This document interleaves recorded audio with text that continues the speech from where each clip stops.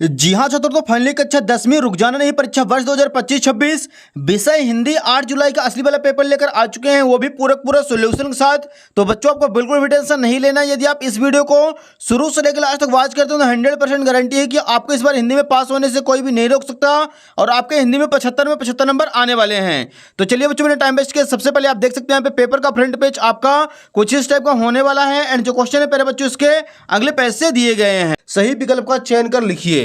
पहला क्वेश्चन इसका, नेताजी की प्रतिमा की ऊंचाई थी। इसका आंसर करना है हमें। ऑप्शन नंबर आ हो जाएगा 2 फीट। सेकंड नंबर क्वेश्चन है, कलम का जादूगर किसे कहा गया है। तो इसका आंसर हो जाएगा बच्चों ऑप्शन नंबर आ, रामवृक्ष बेनीपुरी को कलम का जादूगर कहा गया है। तीसरा क्वेश्चन, सूर सारावली के कवि का नाम क्या है। तो इसका आंसर हो जाएगा ऑप्शन नंबर आ, सूरदास। चौथा क्वेश्चन, कवि निराला का जन्म कहाँ कब हुआ था। तो इसका आंसर हो जाएगा बच्चों ऑप्शन नंबर सा, सन 1899 में। पांचवा क्वेश्चन, कुहासा का अर्थ है। इसका आंसर हो जाएगा बच्चों ऑप्शन नंबर बा, कोहरा। छठवां क्वेश्चन देखिए, प्रगतिवादी कवि हैं। इसका आंसर हो जाएगा ऑप्शन नंबर आ, मुक्तिबोध। तो बच्चों यहाँ पे क्वेश्चन नंबर फर्स्ट होता है अपना कंप्लीट पूरा आप लोग इसका सॉल्यूशन देख लीजिए। क्वेश्चन नंबर सेकंड के लिए चलते हैं अगले पेज पर। यहाँ पे देखिए दूसरा क्वेश्चन है, रिक्त स्थानों में सही विकल्प का चयन कर लिखिए। पहला क्वेश्चन है, रस के डेढ़ अंग है। इसका आंसर हो जाएगा 4 अंग होते हैं रस के। दूसरा क्वेश्चन, आधुनिक हिंदी कविता का प्रारंभ संवत डेढ़ से माना जाता है। तो इसका आंसर करेंगे बच्चों 1900 से माना जाता है। तीसरा क्वेश्चन है, अर्थ की दृष्टि से वाक्य डेढ़ प्रकार के होते हैं। तो वाक्य 8 प्रकार के होते हैं अर्थ की दृष्टि से। चौथा नंबर है, छंद के डेढ़ प्रकार हैं। तो छंद 2 प्रकार के होते हैं। पांचवा क्वेश्चन, वल्लभाचार्य डेढ़ के गुरु माने जाते हैं। तो इसका आंसर करेंगे बच्चों सूरदास के। तो पांचवें का आंसर हो जाएगा सूरदास। छठवां क्वेश्चन, दोहा छंद की प्रथम पंक्ति एवं तृतीय पंक्ति में डेढ़ मात्राएं होती हैं। तो इसका आंसर हो जाएगा बच्चों 13 मात्राएं होती हैं।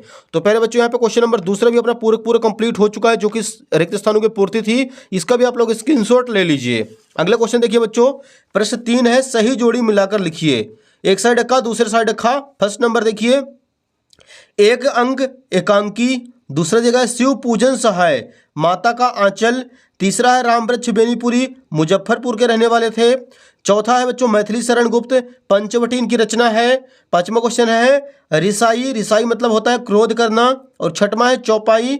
इसका आंसर हो जाएगा 16 मात्राएं होती हैं। तो बच्चों यहाँ पे क्वेश्चन नंबर तीसरा जो था सही जोड़ी, वो भी अपना पूरा कंप्लीट हो चुका है। इसका भी आप लोग फटाक से स्क्रीनशॉट ले लीजिए। क्वेश्चन नंबर 4 के लिए मूव करते हैं अगले पेज पर। यहाँ पे देखिए बच्चों क्वेश्चन नंबर चौथा है, एक वाक्य में उत्तर लिखिए। पहला क्वेश्चन देखिए, कामायनी किसकी रचना है। तो इसका आंसर बच्चों आपको लिखना है जयशंकर प्रसाद। तो जो कामायनी है बच्चों वो जयशंकर प्रसाद की रचना है। तो यहाँ पे पहले का आंसर हो जाएगा जयशंकर प्रसाद। अगला देखिए सेकंड क्वेश्चन, अट नहीं रही कविता किस बात को प्रकट करती है। तो इसका आंसर हो जाएगा प्रकृति की सुंदरता को प्रकट करती है। प्रकृति की सुंदरता को प्रकट करती है, अट नहीं रही से तात्पर्य। तीसरा क्वेश्चन है, कवि नागार्जुन का मूल नाम क्या है। तो इसका आंसर हो जाएगा वैद्यनाथ। तो तीसरे का आंसर करना बच्चों वैद्यनाथ। चौथा क्वेश्चन, निराला रचनावली में कितने खंड हैं। तो यहाँ पे बच्चों आ जाएगा 8 है। निराला जो रचनावली है इसमें 8 खंड बांटे गए हैं। पांचवा क्वेश्चन, रामचरितमानस का मुख्य छंद क्या है। तो इसका आंसर हो जाएगा बच्चों चौपाई। रामचरितमानस जो है उसका मुख्य छंद है। छठवां क्वेश्चन, विनय पत्रिका की रचना किस भाषा में हुई थी। तो विनय पत्रिका जो है बच्चों इसकी जो रचना है वो ब्रज भाषा में हुई थी। तो बच्चों यहाँ पे क्वेश्चन नंबर चौथा जो है एक वाक्य में उत्तर, वो भी अपना पूरा कंप्लीट हो चुका है। इसका आप लोग स्क्रीनशॉट ले लीजिए। अगला क्वेश्चन देखिए पहले बच्चों, यहाँ पे क्वेश्चन नंबर 5वां है हमारे सामने, सत्य असत्य चयन कर लिखिए। पहला क्वेश्चन है, हिंदी का प्रथम उपन्यास परीक्षा गुरु को माना जाता है। ये हो जाएगा बच्चों सत्य। सेकंड नंबर क्वेश्चन, कहानी के 6 तत्व होते हैं। ये भी हो जाएगा सत्य। तीसरा प्रश्न, श्री कृष्ण ने गोपियों को समझाने उद्धव को भेजा था। इसका भी आंसर हो जाएगा बच्चों सत्य। तीसरा भी आपको कर देना है सत्य। चौथा है, बिस्मिल्लाह खां हिंदू मुस्लिम एकता के समर्थक थे। यहाँ पे भी करना है सत्य। पांचवा क्वेश्चन, परिवर्ती सुंदरता मन को नहीं भाती। ये हो जाएगा असत्य। और छठवां क्वेश्चन है, संस्मरण में कल्पना तत्व की प्रधानता होती है। ये भी हो जाएगा बच्चों असत्य। तो यहाँ पे 5वां क्वेश्चन भी अपना कंप्लीट हो चुका है। फिर से आप लोग इसका आंसर देख लीजिए। पहला सत्य, दूसरा सत्य, तीसरा सत्य, चौथा सत्य, 5वां असत्य और 6वां सत्य। लास्ट के दोनों असत्य, बाकी आपको सारे कर देने सत्य। तो बच्चों यहाँ पे क्वेश्चन नंबर 5वां भी अपना सारे के सारे ऑब्जेक्टिव टाइप कंप्लीट हो चुके हैं। फटाफट वीडियो को लाइक कर चैनल को सब्सक्राइब कर लीजिए। क्वेश्चन नंबर 6वें के लिए मूव करते हैं बच्चों अगले पेज पर। क्वेश्चन नंबर 6वां देखिए बच्चों, छाया छायावादी काव्य की कोई दो विशेषताएं लिखिए। तो इसका आंसर यहाँ पे लिखेंगे उत्तर क्रमांक 6। छायावादी की काव्य की विशेषताएं निम्न है। पहला हो जाएगा आत्माभिव्यक्ति, दूसरा नारी सौंदर्य का प्रेम चित्रण, तीसरा हो जाएगा प्रकृति प्रेम और चौथा हो जाएगा कल्पना की प्रधानता।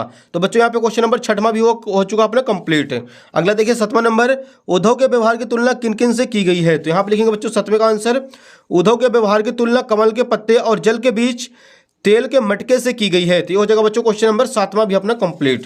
नेक्स्ट देखिए बच्चों क्वेश्चन नंबर 8वां दिया गया है, तुलसीदास अथवा जयशंकर प्रसाद जी की काव्यगत विशेषताएं निम्नलिखित बिंदुओं के आधार पर लिखिए। पहला है 2 रचनाएं, दूसरा काव्यगत विशेषता। तो यहाँ पे लिखेंगे बच्चों तुलसीदास जी की पहला पॉइंट लिखना है 2 रचनाएं, रामचरितमानस और कवितावली। सेकंड पॉइंट में लिखना काव्यगत विशेषता, उन्होंने अवधी और ब्रज भाषा का प्रयोग किया था, उन्होंने शांत, वीर, रौद्र आदि रसों का प्रयोग किया था। ये हो जाएगा बच्चों क्वेश्चन नंबर 8 अपना कंप्लीट। इसका स्क्रीनशॉट आप लोग ले लीजिए। क्वेश्चन नंबर 9 के लिए बच्चों मूव करते हैं अगले पेज पर। यहाँ पे देखिए पर बच्चों क्वेश्चन नंबर 9वां है हमारे सामने, महाकाव्य एवं खंड काव्य में कोई दो अंतर लिखिए। ये रहा बच्चों क्वेश्चन नंबर 9 का राइट आंसर। आपको लिखना है एक साइड महाकाव्य, दूसरे साइड खंड काव्य। पहला पॉइंट लिखेंगे इसमें संपूर्ण जीवन का चरित्र चित्रण होता है, इसमें एक घटना का चरित्र चित्रण होता है। दूसरा पॉइंट लिखना बच्चों इसका आकार बड़ा होता है, इसका आकार छोटा होता है। क्वेश्चन नंबर 9 भी वो कंप्लीट। अगला देखिए क्वेश्चन नंबर से अनुप्रास अलंकार की परिभाषा उदाहरण से लिखिए। तेरा बच्चों 10वें का आंसर, हेडिंग डाल देना अनुप्रास अलंकार, जहां किसी शब्द में एक ही वर्ण शब्द बार बार आता है वहां अनुप्रास अलंकार। तो हो जाएगा बच्चों क्वेश्चन नंबर 10 भी अपना कंप्लीट। इसका भी आप लोग स्क्रीनशॉट ले लीजिए। क्वेश्चन नंबर 11 देखिए, रस के प्रकार एवं उनके स्थायी भाव लिखिए, अथवा छंद किसे कहते हैं, छंद के प्रकारों के नाम लिखिए। तो ये रहा बच्चों उत्तर क्रमांक 11 का, अथवा जिस रचना में अक्षरों एवं मात्राओं की संख्या निश्चित हो तथा यति, गति, लय एवं तुक आदि का ख्याल रखा जाए उसे छंद कहा जाता है। छंद के 2 प्रकार होते हैं, वर्णिक छंद, मात्रिक छंद। ये हो जाएगा बच्चों question number 11 complete. Question number 12 के लिए मूव करते हैं पहले बच्चों अगले पेज पर। यहां पे देखिए डियर, प्रश्न क्रमांक 12 है, गद्य की प्रमुख विधाओं के नाम लिखिए। ये रहा बच्चों उत्तर क्रमांक 12। गद्य की प्रमुख विधाएं निम्न है, निबंध, कहानी, उपन्यास, नाटक, आलोचना, रेखाचित्र, संस्मरण, जीवनी, आत्मकथा, यात्रा, संस्मरण आदि। क्वेश्चन नंबर 13 देखिए, प्रेमचंद के साहित्य की कोई दो विशेषताएं लिखिए। ये रहा बच्चों 13 का आंसर। प्रेमचंद के साहित्य की विशेषताएं निम्न है। पहला, प्रेमचंद जी की रचनाओं में जनसाधारण की भावनाओं, परिस्थितियों और समस्याओं का मार्मिक चित्रण है।